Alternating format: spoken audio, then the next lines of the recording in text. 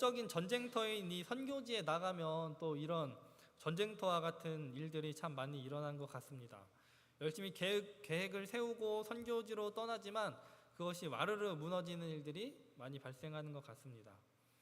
지난주에 필리핀 봉사대 보고 시간에 저희 청년회장 강민구 청년이 정말 그 필리핀에서 정말 나의 계획이 와르르 무너지고 하나님께서 당신의 뜻대로 이루어가시는 것을 뼈저리게 느꼈다라는 그런 간증을 했던 것처럼 하나님은 이 영적 전쟁터에 발을 내딛는 모든 선교사들에게 가장 먼저 가르칠 교훈으로 내가 너를 보낸 것은 너의 뜻과 너의 계획을 행하게 함이 아니라 너를 보내신 하나님의 뜻을 행하게 하려 함이라는 그런 교훈을 먼저 저희에게 가르치기를 원하셨던 것 같습니다.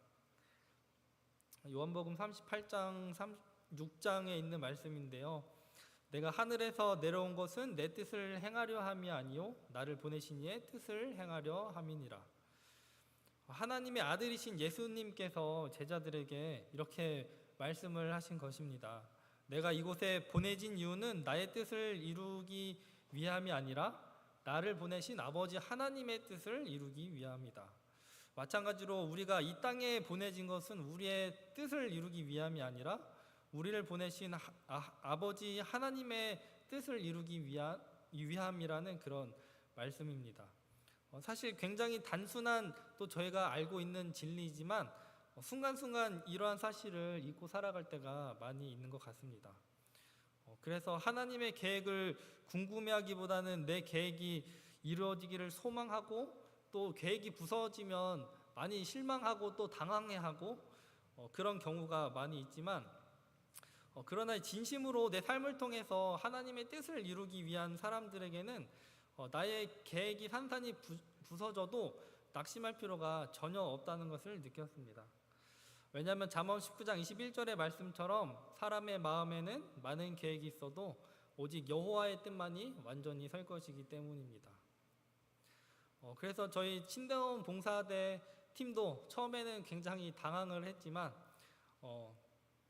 하나님께서 하나님의 계획을 이루실 것이라는 그런 확신을 가지고 마음의 평안을 가지고 다음 하나님의 계획을 인내하면서 기다릴 수가 있었습니다. 비록 봉사대가 출발부터 많이 삐그덕거리기는 했지만 저희 봉사대는 하나님께 모든 것을 맡기는 마음으로 이 사진처럼 물살이를 둥둥 떠다니는 나뭇잎처럼 하나님의 인도하심대로 몸을 맡기기 시작했습니다. 그래서 하나님은 결국 저희를 이 포카라가 아닌 김종훈 목사님이 설립하신 선교센터가 자리하고 있는 해토다 선교센터로 인도하셨습니다. 일요일에 한국에 출발해서 월요일 오후에 카트만두에서 이 수도인 카트만두에서 자동차를 타고 울퉁불퉁한 도로를 따라서 이제 6시간을 달려서 이 해토다에 도착을 했습니다. 네팔은 길이 정말 안 좋아서요. 한국 같으면 직선거리로 40km밖에 안 되는 1시간이면 도달할 그럴 거리인데 이 거리를 6시간 동안 정말 자동차 천장에 머리를 쿵쿵 몇 번씩 박으면서 목이 이리저리 꺾이면서 겨우 해토다에 도착을 했습니다. 해토다에 도착을 하니까 이 훈련원 직원분들과 또 선교사 훈련생들께서 목에 이런 그 손님을 환대하는 장신구를 저희 목에 걸어주시면서 아주 환영을 많이 해주셨습니다. 해토다에는 때마침 이 선교센터에서 그 선교 진행하고 있는 이 선교 훈련을 받기 위해서 네팔 각지에서 모인 청년들과 또 이제 바이블 워커, 평신도 사역자님들 그리고 목회자 등 30명이 이제 훈련을 받고 계셨습니다. 이 해토다에는 먼 거리를 이동해서 세미나에 참석할 참가자들을 위해서 숙소나 취사시설 이런 것들이 잘 완비된 아주 좋은 장소였던 것 같습니다. 이 해토다로 집회 장소가 변경된 후에 원래 저희가 포카라에서 이제 초청을 했던 그 목사님들께 이 집회 장소가 이 해토다로 변경됐다는 그런 소식이 전달됐고 또 이제 원래 포카라에서 모이기로 했던 목사님들이 오토바이를 타고 이 해토다로 오고 계신다는 그런 소식을 듣게 되었습니다. 그렇게 선교사 훈련생 30명으로 성경 세미나가 시작을 했는데요.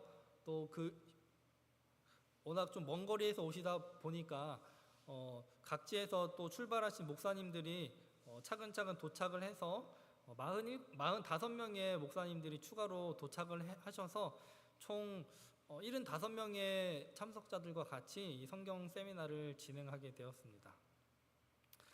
그렇게 세미나가 시작됐는데 정말 이 성경 말씀을 듣는 그 사람들의 열기가 생각했던 것보다 정말 많이 뜨거웠습니다. 이번에 경험한 네팔 그 성도님들의 특징이 있는데요. 첫 번째로는 이제 아멘 소리가 굉장히 크다는 그런 것이었습니다. 사실 저도 그렇고 이 아멘 소리가 사실 이제 저희 한국에서는 굉장히 이제 점잖게 하는 그런 편이지 않습니까? 저도 이제 그 목사님들 말씀을 듣고 마음에 감동이 드는 그런 대목에서 조곤조곤하게 혼자 이제 아멘 이렇게 아멘 소리를 하는 편인데 근데 이 네팔 분들은 말씀을 들을 때 정말 있는 힘과 소리 지르듯이 아멘 이렇게 아멘 소리를 엄청 열심히 하시더라고요. 그래서 정말 듣는 사람의 열정이 이 강사들한테 오히려 강사의 열정이 아니라 듣는 사람의 열정이 강사들한테 전해져서 정말 힘을 주는 그런 아멘 소리가 많이 일어났던 것 같습니다. 그리고 네팔 사람들은 그 틈만 나면 찬양을 부르는데요. 이 강의를 진행하다 보면 듣는 사람들을 배려해서 이제 강의 중간중간에 쉬는 시간을 5분에서 10분 정도 주고는 하는데 그때마다 이분들이 쉬는 것이 아니라 계속 이제 나와가지고 계속 이제 찬양을 하십니다. 그 찬양 영상을 좀 가져왔는데 같이 잠깐 보도록 하겠습니다.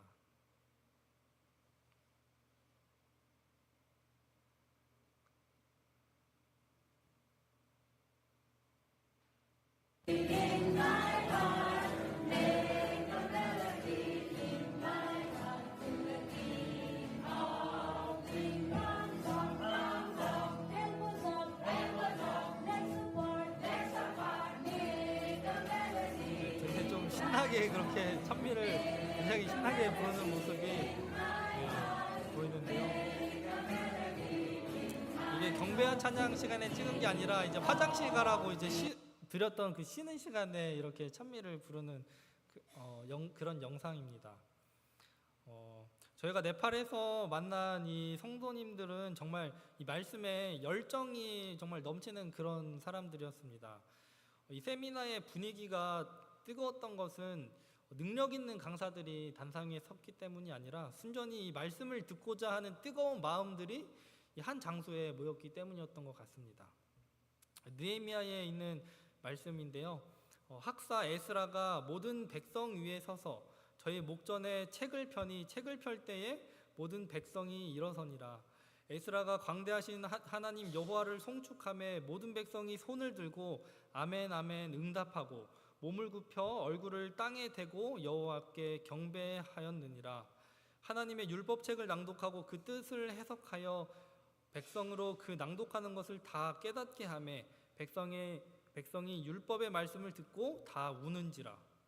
이스라엘 백성들이 바벨론에서의 눈물 나는 그런 포로 생활을 마치고 하나님의 은혜로 돌아온 이후에 이 눈물과 땀으로 재건된 예루살렘 성의 한 광장에서 선지자 에스라가 나무 강단에서 말씀을 펴고 낭독을 했는데 그때 수많은 백성들이 아멘을 외치고 또 율법의 말씀을 듣고 눈물을 흘렸다는 그런 성경의 말씀이 기록되어 있습니다. 그때의 뜨거운 열기와 감히 비교할 수 있는지는 잘 모르겠지만 정말 이 세미나에 참석한 한 사람들에게는 당시 에스라의 나무 강단 앞에서 율법의 말씀을 듣고 눈물을 흘렸던 그 이스라엘 백성들의 뜨거운 심령이 있는 듯 했습니다. 그런 말씀을 향한 뜨거운 마음을 가진 사람들이 한데 모여있는 모습을 보면서 이 말씀을 듣는 사람들뿐만 아니라 이 강사로 강단에 섰던 저희 대원들이 오히려 또 많은 감동을 받았던 것 같습니다. 이 사람들한테 보이는 이 말씀을 향해 넘치는 그런 열정의 비결은 과연 뭘까? 그런 궁금증이 들어서 그 센터에서 봉사하고 있는 제 옆에 있는 이 케파스라는 젊은 목사님들한테 이 네팔 사람들은 왜 이렇게 예배와 찬양의 열정이 넘치냐고 물어보았더니 그 목사님께서 이렇게 간단하게 대답을 해 주셨습니다. 왜냐하면 그들이 하나님을 사랑하기 때문입니다. 그들은 그들의 놀라운 간증을 가지고 있습니다. 하나님이 그들을 많은 시련과 유혹 속에서 인도하셨습니다. 이런 말씀을 해 주셨는데요. 저희가 캠퍼스에서 만난 세미나 참석자들 중에서 한 청년을 소개하려고 합니다. 여기 사진에 보이는 그 왼쪽 사진에 보이는 하늘색 셔츠를 입고 있는 청년인데요. 사로즈라는 이름의 청년입니다. 이 청년은 히말라야 산골 마을에서 온 청년인데 원래는 힌두교 사제가 직업인 청년입니다. 이 청년이 사는 동네에는 셋째는 낳지 않는 그런 풍습이 있다고 합니다.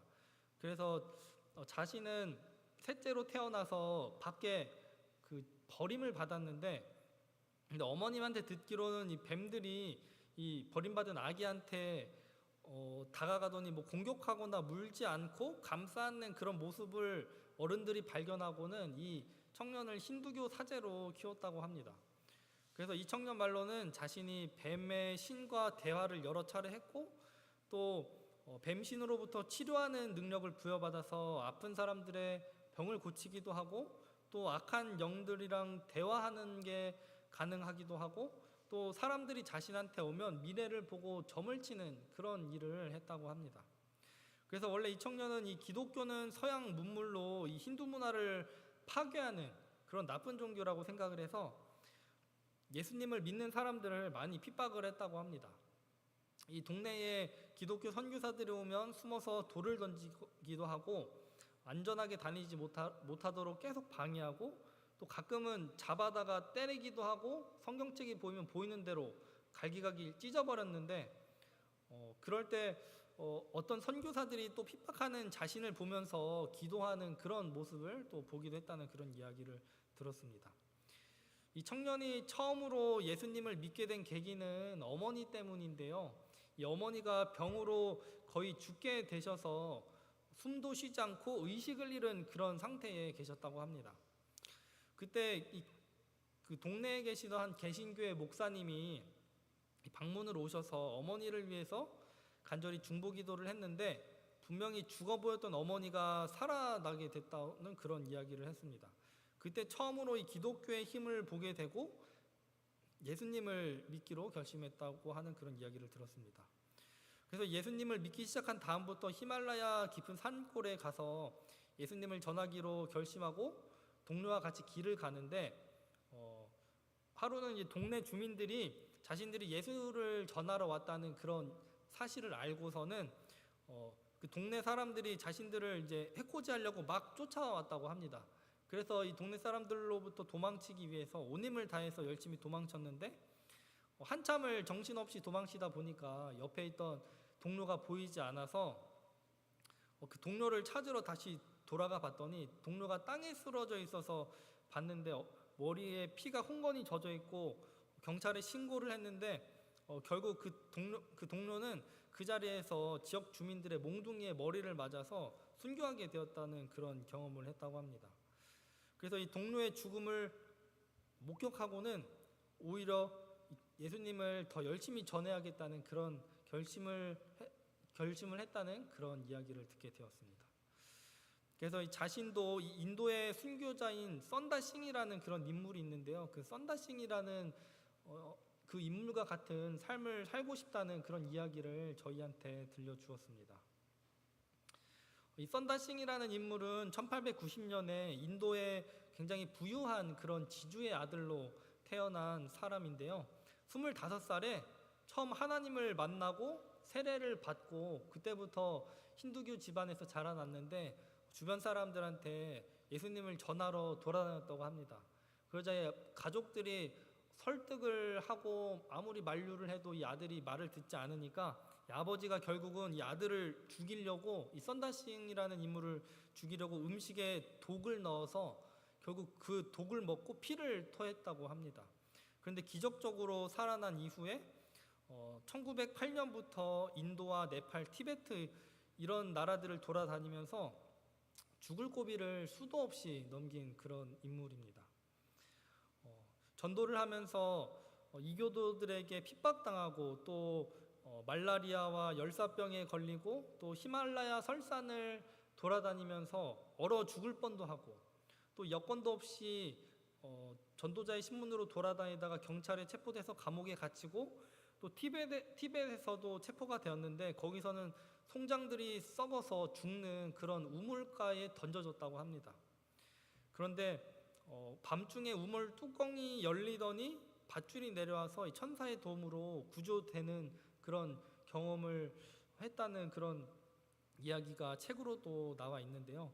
정말 19세기에 바울과 같은 삶을 살다가 결국은 전도 여행 중에 히말라야 어디선가 행방불명이 되었는데 결국은 이름 모를 곳에서 순교한 것으로 그렇게 여겨지고 있습니다. 저희가 만난 이 사로즈 청년도 정말 썬다싱처럼 이 히말라야 예수님을 모르는 사람들을 위해서 자신을 불태우고 싶다는 그런 감동적인 그런 간증을 저희 대원들에게 들려주었습니다.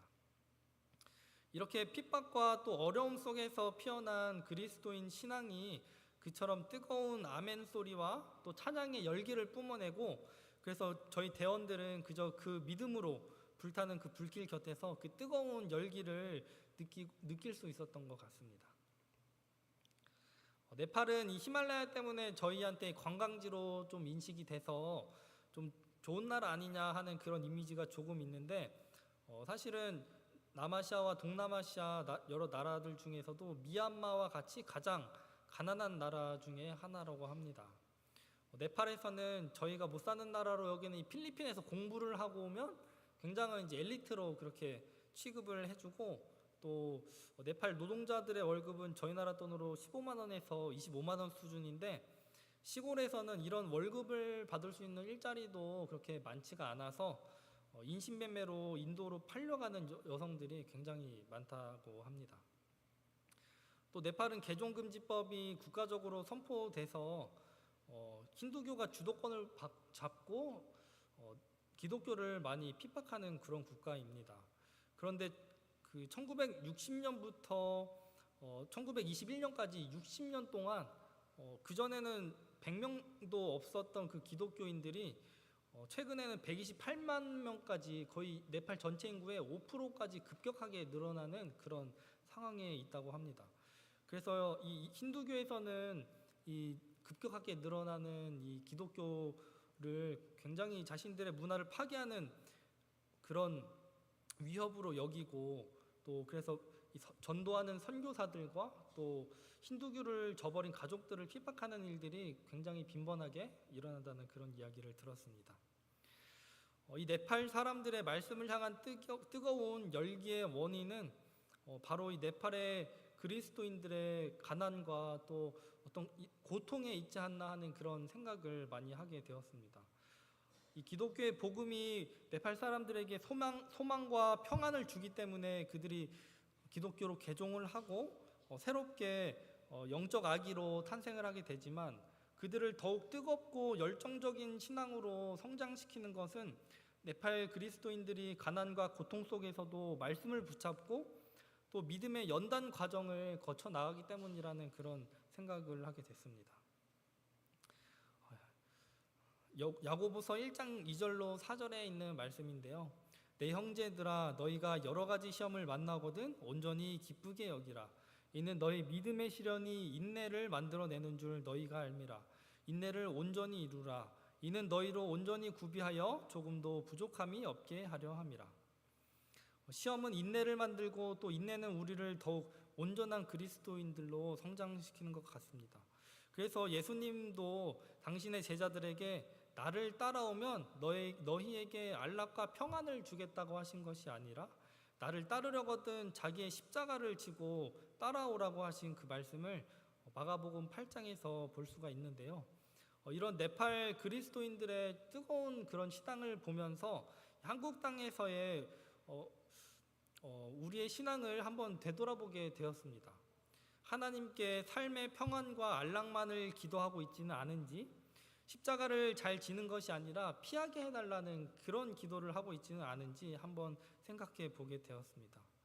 그래서 저는 이 네팔 사람들의 뜨거운 신앙을 보면서 하나님, 저의 삶이 정말 평안과 안락을 쫓는 그런 삶이 아니라 주님이 주시는 십자가들을 충성스럽게 감당하면서 날마다 더 연단돼서 이 땅에서 하나님이 찾으시는 작은 예수의 삶을 살 수 있게 도와주세요 하는 그런 기도를 더 열심히 하게 되었습니다. 이렇게 네팔 사람들의 뜨거운 참여 속에서 저희 신대원 봉사팀의 봉사는 무사히 잘 마치게 되었는데요. 이 사진은 저희 세미나 수료식 중에 찍은 사진인데 한 네팔 목사님께서 이제 대표로 나와서 간증을 하셨는데 앞으로는 안식일을 참된 예배일로 받아들이고 안식일에 예배를 드리겠다고 간증하는 그런 장면이었습니다. 감사하게도 많은 목사님들이 이 안식일과 예언과 또 재림교회 건강 기별에 대해서 새로운 깨달음을 얻게 되었다는 그런 피드백을 많이 주셨습니다. 다 읽지는 않겠지만 저희가 가져간 기별을 성경의 진리로 받아들이고 새로운 진리를 알게 된 것을 기쁘고 감사하게 생각하는 그런 말씀들을 들으면서 저희를 정말 귀한 일에 도구로 사용해 주신 하나님께 너무나도 감사한 그런 마음을 가지게 되었습니다. 이렇게 저희 신대원 봉사대는 하나님의 은혜로 또 하나님의 이루신 일들을 그저 목격하고 또 한편으로는 하나님의 은혜로 동역자로 참여하고 예수님의 십자가를 향한 또 새로운 결심을 가지고 돌아온 그런 시간이었습니다. 저희 봉사대를 통해서 네팔의 성도님들에게 맺힌 열매가 더욱 풍성하게 자라날 수 있도록 성도님들께서 또 함께 기도해 주시기를 부탁드립니다. 또 그 네팔에서 선교하고 계시는 세 분의 저희 한국인 선교사 목사님들이 계신데요. 김종원 목사님, 그리고 김혜성 목사님, 이정원 목사님, 이 세 분의 선교사님들이 그곳에 계신데 이 머나먼 타국 땅에서 네팔의 영혼들을 위해서 헌신하고 계시는 저희 세 분의 선교사님들을 위해서 또 한 번 기도를 요청드립니다. 마지막으로 이번 봉사들을 위해서 기도해 주시고 또 후원해 주신 함께 해주신 모든 성도님들께 다시 한번 감사를 드리면서 오늘 보고의 순서를 마치도록 하겠습니다.